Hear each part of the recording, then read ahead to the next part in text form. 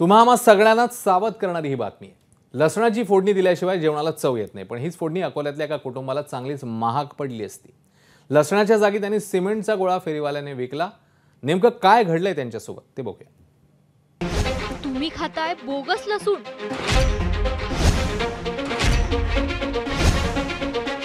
भाजीची फोडणी असो किंवा वरणाची, त्यात लसूण आलाच।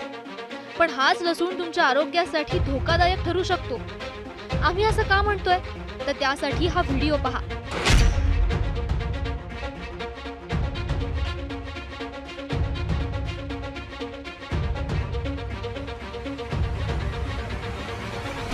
हे लसूण नीट पहा। लसणासारखाच दिसत असला तरी हा लसूण नाहीये, तर हा आहे सिमेंटचा दगड।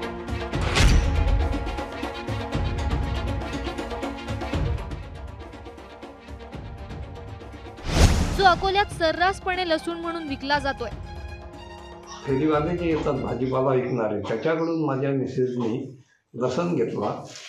त्या लसणाच्या गाठ्यामध्ये एक गाठा असा निघाला की तो हुबेहूब दिसायला लसणाच्या गाठ्यासारखाच होता आणि त्याचे वजन जवळपास 100 ग्रॅमच्याही वर आहे। तो लसण सोलायला घेतला असता तो निघत नव्हता, म्हणून चाकूने कापला तर आतमध्ये पूर्ण सिमेंटचा गोळा निघत आहे। आणि लसणाचे भाव सध्या गगनाला भिडलेले असल्यामुळे काही फेरीवाले, काही किरकोळ विक्रेते त्यांच्या थोड्याफार फायद्यासाठी ग्राहकांची अशी घोर फसवणूक करत आहेत। अकोला शहरात फेरीवाल्यांकडून ही फसवणूक केली जाते। कधी मीठ साखरेत प्लास्टिकचे तुकडे आढळतात, तर कधी तांदळामध्ये प्लास्टिकचा तांदूळ मिसळून जीवाशी खेळ केला जातोय। त्यामुळे अशा बोगस विक्रेत्यांपासून सावध रहा आणि आरोग्य जपा। उमेश अलोणेसह ब्युरो रिपोर्ट, एबीपी माझा, अकोला। एबीपी माझा, उघडा डोळे बघा नीट।